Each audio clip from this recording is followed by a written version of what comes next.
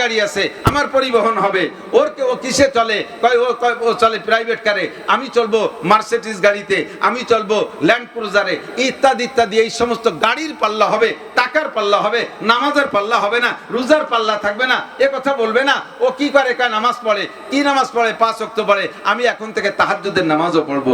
ও কি পড়ে? তাহাজ্জুদ পড়ে, তাহলে আমি ইশরাক আওয়াবিনও পড়বো। এই পাল্লা থাকবে না। ও কি করে? ও শুধু নামাজ পড়ে, কোরআন পড়ে না, আমি কোরআন শরীফ পড়বো। ও কি করে? কোরআন শরীফ পড়তে পারে, তাহলে আমি শুধু দেখে কোরআন শরীফ পড়বো না, আমি কোরআন শরীফ হেফজও করবো। ওর ছেলে কি করে? ওর ছেলে শুধু হাফেজ হইছে, আমার ছেলে মাওলানা হবে। এ পাল্লা থাকবে না। ও কি করে? খালি নামাজ পড়ে, ও তবলিগে যায় না, আমি তবলিগের সময় লাগাবো। এ পাল্লা থাকবে না। এইরকম ইবাদতের পাল্লা থাকবে না। দুনিয়ায় মুসলমানদের ভিতরে পাল্লা হবে দুনিয়া নিয়ে পাল্লা, দালান কোঠার পাল্লা, ইন্ডাস্ট্রিজের পাল্লা, কলকারখানার পাল্লা, সম্পদের পাল্লা, পদের পাল্লা, এই সমস্ত পাল্লা চলবে। এর নামই হলে তাওয়ালুনা ফিল বুনিয়ান। এগুলো নবী বলছেন হবে। এগুলো কি হবে না রানিং হয়ে গেছে? এগুলো হচ্ছে, হবে না হচ্ছে? একটু বলবেন, হবে না হচ্ছে? কিয়ামত তাহলে তো দুনিয়ার আর বেশি বাকি নেই। কখন চলে যাবে, কখন আল্লাহ ডাক দেবে বলা যায় না। রেডি হয়ে যান, রেডি হয়ে যান। কোন কিয়ামতের তারিখ আল্লাহ বলে নাই। কিয়ামত 3টে। আমার দিক তাকান। কিয়ামত কয়টা? 3টা। বলবো? একটা হলো ইন্টারন্যাশনাল কিয়ামত, যেটা বলছি প্রথম, আন্তর্জাতিক কিয়ামত, সব শেষ, আজরাইলও শেষ। 2 নম্বর হলো জাতি গোষ্ঠীর কওমি কিয়ামত। কোন একটা কওম আর জাতির কিয়ামত, সবাই থাকবে, একটা গোষ্ঠী থাকবে না। এই গোষ্ঠীটা না থাকা 2 প্রকার। হয়তো একেবারে দুনিয়া থেকে শেষ হয়ে যাবে, অথবা দুনিয়ায় বেঁচে থাকবে কিন্তু আত্মপ্রকাশ করার ক্ষমতা থাকবে না। এটা হলো সেকেন্ড কিয়ামত। যেমন কওমে আদকে আল্লাহ শেষ করে দিয়েছে, বাকিরা সবাই রয়েছে। কওমে সামুদকে আল্লাহ শেষ করে দিয়েছে, বাকিরা সবাই রয়েছে। কওমে লুতকে আল্লাহ শেষ করে দিয়েছে, বাকিরা রয়েছে। কওমে ফিরাউনকে শেষ করে দিয়েছে, বাকিরা রয়েছে। কওমে নমরুদকে শেষ করে দিয়েছে, বাকিরা রয়েছে। এটা হলে একটা কওমকে দুনিয়া থেকে একেবারে শেষ করে দিয়েছে। আবার এমনও হতে পারে ওই কওমের মানুষ শেষ হয়ে যাবে না, মারা যাবে না, বেঁচে তারা থাকবে, কিন্তু এমন অন্যায়, এমন অপরাধ করছে যে অপরাধের কারণে সমাজে থাইকেও আত্মপ্রকাশ করার কায়দা নাই, নাম বলার কায়দা নাই, যে আমি কোন গোষ্ঠীর, আমি কোন দলের, আমি কি করি, এইটা বলার কায়দা থাকবে না। কথা বলুন, ঠিক না? এটাও একটা কিয়ামত। 3 নম্বর কিয়ামত হলো ব্যক্তিগত কিয়ামত, পার্সোনাল কিয়ামত। ব্যক্তিগত কিয়ামত কি? এটা হাদিসের মধ্যে আছে। হুজুর বলেন, মাম্মা তাকাত কিয়ামত কিয়ামাতুহু, যে যেদিন মারা গেল তার কিয়ামত সেদিন হয়ে গেল। যে যেদিন মারা গেল তার কিয়ামত সেদিন হয়ে গেল। ইন্টারন্যাশনাল যে কিয়ামত, আমরা এখানে যারা আছি, আমি ওভার শিওর, শতভাগ গ্যারান্টি দিয়ে আপনাদেরকে বলি, এই ইন্টারন্যাশনাল কিয়ামত আমরা দেখব না। কেন দেখব না? খেয়াল করতেছেন জানি না। এ না দেখার কারণ হলো, মূল কিয়ামতের আগে বড় 10টা ঘটনা ঘটবে। কয়টা? বড় 10টা ঘটনা ঘটবে। তার ভিতরে 1 নম্বরে আসবে দাজ্জাল। আইনে দাজ্জাল। দাজ্জাল কে? যার সারা কপালে একটা চোখ থাকবে, তার ডান হাতে থাকবে দোজখ, বাম হাতে থাকবে বেহেশতে। মূলত থাকা উচিত ছিল কোন হাতে? বেহেশতে, ডান হাতে। বাম হাতে থাকলে দোজখ, থাকলে বাম হাতে থাকবে। তার বাম হাতে বেহেশতে, ডান হাতে দোজখ। কি মানে? তাকে যারা সে খুদাই দাবি করবে, সে খুদাই দাবি করবে, তারে যারা খুদা বলে স্বীকার না করবে, বিশ্বাস না করবে, তাদেরকে হত্যা করবে, তাদেরকে চোখের সামনে আগুনের মধ্যে ফেলে দেবে, হত্যা করে দেবে। আবার সাথে সাথে তারা বাঁচাতেও পারবে, ক্ষমতা আল্লাহ তাকে দেবে। এই দাজ্জালে হত্যা করবে, বাঁচাবে সবাইরে না, ভয় দিয়ে দিয়ে, কৌশল করে করে, ধোঁকা দিয়ে দিয়ে লক্ষ লক্ষ মানুষকে, কি পরিমাণ মানুষকে দাজ্জাল তার পক্ষে নিয়ে নেবে শুনবেন, আশ্চর্য হবেন। প্রত্যেক 1999 জনকে দাজ্জালে দখল করে নেবে, দাজ্জাল ভক্ত বানায় ফেলবে। 1000-এ 1 জন মানুষ ইমানদার থাকবে। এমন একটা কৌশল, শুনলে আপনি আজীব হয়ে যাবেন। এই দাজ্জাল আসবে, তার ডান হাতে থাকবে দোজখ। কি মানে? এই দাজ্জাল বর্তমানে, তার সেলা দাজ্জাল এসে গেছে, ডান হাতে দোজখ মানে অস্ত্র। যদি আমেরিকান, ইহুদি, নাসারা, হিন্দু, বুদ্ধ, খ্রিস্টান, এই সারা পৃথিবীর বর্তমান সময়ে যারা পরাশক্তিতে আছে, এদের কথা যদি না মানেন, এদের কাছে যদি আনুগত্য স্বীকার না করেন, তাহলে তাদের হাতে, ডান হাতে আছে ট্রেগার, অস্ত্র। এই অস্ত্র দিয়ে আপনাকে ফায়ার করে শেষ করে দিচ্ছে। আর তাদের বাম হাতে থাকবে দোজখ, বেহেশতে। কি মানে? বাহ্যিকভাবে তাদের বাম হাতে থাকবে টাকা, তারা থাকবে বামপন্থী। তাদের কথা মানবেন, তাদেরকে, তারা আপনাকে টাকা দেবে, পয়সা দেবে, দালান দেবে, কোঠা দেবে, চাকরি দেবে, বাকরি দেবে, বিদেশ নেবে, গ্রিন কার্ড দেবে, বিদেশে আমেরিকায়, ইটালি, অস্ট্রেলিয়া, ফ্রান্সে আপনাকে যার সুযোগ করে দেবে। তাদের কথা শুনলে তারা এগুলো করবে। বাস্তবে তার একটা অংশ চলতেছে। এই দাজ্জাল আসবে 1 নম্বরে। দাজ্জালকে খতম করার জন্য আসবে মাহদী আলাইহিস সালাম। কে আসবে? মাহদী আলাইহিস সালাম। এই মাহদী আলাইহিস সালাতু ওয়াস সালাম আইসা দাজ্জালের সাথে যুদ্ধ হবে, ওনার সাথে সহযোগী হবে হযরত ঈসা আলাইহিস সালাম। ঈসা আর মাহদী আলাইহিস সালাম এই দুইজনে মিলে দাজ্জালের সাথে, দাজ্জাল বাহিনীর সাথে যুদ্ধ হবে। এই যুদ্ধে আল্লাহ তাআলা ঈসা আর মাহদী আলাইহিস সালাতু ওয়াস সালামকে এবং তার সামান্য কিছু সৈনিক থাকবে, এই সৈনিকদেরকে বিজয় করবে। দাজ্জালের সারা দুনিয়া জোড়া বিশাল বাহিনীকে আল্লাহ তাআলা ধ্বংস করে দিবে। দাজ্জাল চলে যাওয়ার পরে আসবে ইয়াজুজ মাজুজ। ঈসা আলাইহিস সালাতু ওয়াস সালামের হাতে সারা পৃথিবী, তখন আর একজন কাফেরও থাকবে না, বিশ্বে কোনো কাফের থাকবে না, সারা পৃথিবী সম্পূর্ণ মুসলমানের শাসনে চলে আসবে।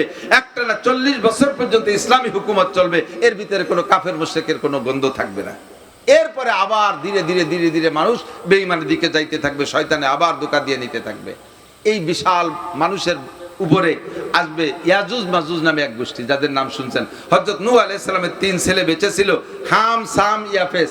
হামের আওলাদ পশ্চিমে, সৌদি আরব থেকে পশ্চিমে, সামের আওলাদ আমাদের এই পাশে, মক্কা থেকে এই পাশে, আর ইয়াফেসের আওলাদ হলো এই ইয়াজুজ মাজুজ। অসংখ্য দুনিয়ায় সভ্য মানুষের সংখ্যা যে পরিমাণ, তার চাইতে বেশি হলো ইয়াজুজ মাজুজ।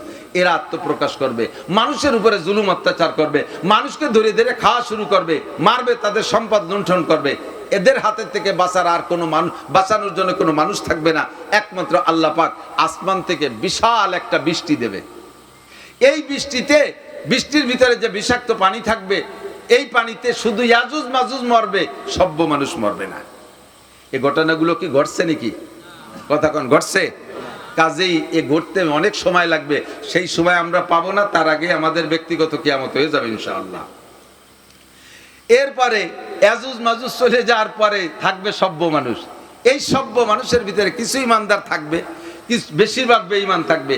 এদেরকে ভাগ করার জন্য আল্লাহ তাআলা একটা প্রাণী পাঠাবে, তার নাম দাব্বাতুল আরদ, যার বসতে 1 বিঘে জায়গা লাগবে। এত বড় প্রাণী, 4টে পা থাকবে ঘোড়ার মতো, 2টা হাত থাকবে মানুষের মতো, পাখির মতো বড় 2টো ডানা থাকবে, ইচ্ছা করলে উড়তে পারবে, ইচ্ছা করলে হাঁটতে পারবে। তার ডান হাতে থাকবে মুসা আলাইহিস সালামের লাঠি, বাম হাতে থাকবে সুলাইমান আলাইহিস সালামের আংটি। এই নিয়ে নেমে পড়বে, সারা পৃথিবীর মানুষকে বাছাই করে ফেলবে মাত্র 40 দিনে। ওই একটা প্রাণী, এর নাম হলো দাব্বাতুল আরদ। মানুষের কপালে সুলাইমান আলাইহিস সালামের আংটি হাতে থাকবে, এই আংটি দিয়ে কপালে ছোঁয়া দেবে। ছোঁয়া দেওয়ার সাথে সাথে মোমেন যারা, ইমানদার যারা, তাদের চেহারাটা উজ্জ্বল চাঁদের মতো ফর্সা হয়ে যাবে। বলেন সুবহানাল্লাহ। আর ডাইন হাতে মুসা আলাইহিস সালামের লাঠি থাকবে, ওই লাঠি দিয়ে কপালে লিখবে মোমেন, আনতা মোমেন, তুমি ইমানদার। আর বেঈমান কাফেরদের কপালে আংটি দিয়ে ছোঁয়া দিলে চেহারাটা হয়ে যাবে ব্ল্যাকবোর্ডের মতো কালো। এবার এই কালো কপালে ওই লাঠি দিয়ে লিখে দেবে আনতা কাফের, কাফার। মাত্র 40 দিনের ভিতরে সারা পৃথিবীর সমস্ত মানুষকে 2 ভাগ করে ফেলবে। আল্লাহ পাক রব্বুল আলামিন পূর্ব দক্ষিণ কোণা থেকে একটা হালকা বাতাস ছাড়বে। এই বাতাসে যাদের কপালে মোমেন লেখা ছিল, সব মানুষগুলো সাকরাতে মউত ছাড়া, মৃত্যু যন্ত্রণা ছাড়া, কোনো রোগ ব্যাধি ছাড়া, যে যেখানে থাকবে সে সেখানে পড়ে মারা যাবে। এর ভিতরে একজন মোমেনও আর থাকবে না, সব মোমেন শেষ। এই মোমেনদের জানাজা করার জন্য কোনো মোমেন থাকবে না, যারা থাকবে সব পাইকারি কাফের। এদের কাফন হবে না, এদের কবর হবে না, এদের জানাজা হবে না, ফেরেশতারা এদের জানাজা পড়াবেন। এদের কবর হবে, যে যেখানে পড়ে মরবে ওই জায়গা মাটি ফাঁকা হয়ে কবর হয়ে যাবে, অনায়াসে কবরের মধ্যে চলে যাবে, আবার মাটি মিশে যাবে। এভাবে মোমেনদের সব দাফন হয়ে যাবে। এখন সারা পৃথিবী জুড়ে থাকবে একেবারে 100টিয়া কাফের। এই কাফেরদের উপরে 3 রাত 3 দিন ব্যাপী একটা রাত হবে। 3 রাত 3 দিন, 72 ঘন্টা। সূর্য উঠবে না, চাঁদ উঠবে না, আকাশে তারকা থাকবে না, দুনিয়ার কোনো বাতি থাকবে না, আগুন পর্যন্ত থাকবে না, কোনো প্রকারের বাতি থাকবে না। আরে ভাই, আমরা এই রাত হয়েছে, সব লাইটও যদি বন্ধ করে দেই, তবুও রাস্তায় কিছু না কিছু আবসা আবসা ভাব দেখা যায়, রাস্তা চলা যায়, যায় কি যায় না? এর কারণ কি? রাস্তায় বাতি না থাকলেও ঘরের মধ্যে আছে, তাও না থাকলে আকাশের নিচে মিটমিট তারকা, ওই তারকার হালকা আলোতে দুনিয়াটা কিছু কিছু আলোকিত হয়ে থাকে। যখন কোনো প্রকারের বাতি থাকবে না, আলো থাকবে না, পৃথিবীটা কেমন অন্ধকার। একটানা 72 ঘন্টা মানুষ চিল্লাপাল্লা শুরু করবে, কান্নাকাটি শুরু করবে, খাদ্য খুঁজে পাবে না, পাগলের মতো ছুটোছুটি করবে, পায়খানা করে খাওয়া শুরু করবে, পেশাব করে খাওয়া শুরু করবে।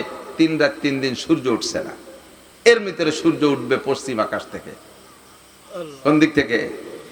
একে বলা হয় রদ্দে শামস, সূর্য উঠবে পশ্চিম আকাশ থেকে।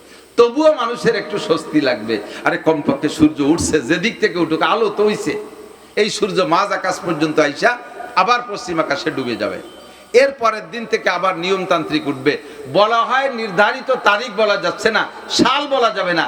এই রদ্দের শাম সূর্য ব্যাকে উঠে আসার পরে থেকে আবার যে নিয়মতান্ত্রিক ভাবে সূর্য উঠবে ডুববে, এর 120 বছর বা তার কিছু কম বেশ পরে যাইয়া মূল কিয়ামত ঘটবে।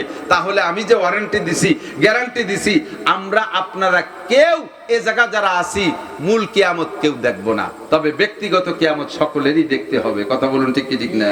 কুল্লু নাফসিন যায়কাতুল মাউত তুম্মা ইলাইহি তুরজাউন। ও যুবক, পাগলামি করো না। রাস্তায় চলি বছরে 8-9 মাস। তোমার মতো বহু যুবককে আমি রাস্তা থেকে টাইনা নিচে সরাই রেখে আসি, গাড়ির নিচে, গাড়ির চাকার নিচে পিষ্ট হয়ে যাবা, তোমার আব্বা মা তোমার লাশটা খুঁজে পাবে না, এই বলে আমি গাড়ি থেকে নেমে ট্রেনে সরাই রেখে আসি। কত যে যুবক রাস্তায় মরা দেখলাম, ওই পরিমাণ বুড়ো মানুষ রাস্তায় আমি অ্যাক্সিডেন্ট করে মরতে দেখি না। মোটরসাইকেল নিয়ে পড়ে যাচ্ছে যুবক, গাড়ির ভিতরে পড়তেছে যুবক, ওই নদীর মধ্যে গাড়ি সহ যেটি ঢুকে গেছে, কি বলা হয় দৌলতদিয়ার ঘাটে, এর ভিতরে বুড়ো মানুষের চাইতে যুবক যুবতী বেশি ছিল। কথা বলুন ঠিক কি ঠিক না? তুমি পাগলামি করো না, তুমি কখনোই আশা করো না যে আমি লম্বা হায়াত পাবো।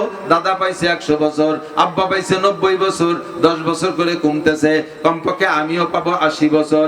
এই আশা তুমি করো না। এনি টাইম, যে কোনো সময় তোমার কবজার জন্য, তোমার জান কবজার জন্য আজরাইল এসে যেতে পারে।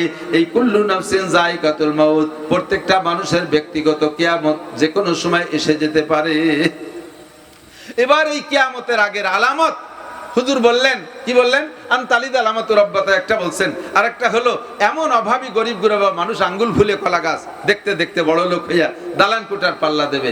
এরপরে হুজুর বললেন অন্য আর একটা হাদিসের ভিতরে, তিরমিজি শরীফের একেবারে শেষ দিকের হাদিস, হুজুর বলেন ইজ্জাতু খিজাল ফাই উদাওয়ালা। খুব লক্ষ্য, যখন দেখবা, বলতে বাধ্য হচ্ছি, অনেক আগে এই ওয়াজগুলো করতাম, কিন্তু সমস্যাগুলো আবার সেই লক্ষণগুলো নতুন দেখতেছি, কাজী বলা লাগতেছে। কিয়ামতের আলামত, দুনিয়া ধ্বংসের আলামত।